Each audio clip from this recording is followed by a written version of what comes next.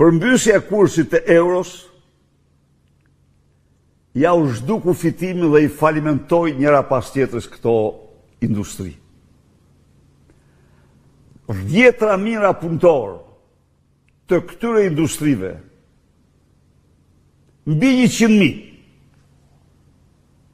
mbetën dolen pa punë dhe u larguan në vende tjera. Pra, narko-euro jo vetëm shkatroi mirë e mira ndërmarrje eksporti, unë mora shembull këpucën dhe veshjen, por në të gjitha aspektet tjera. I dha goditjen më të rëndë ekonomisë shqiptare.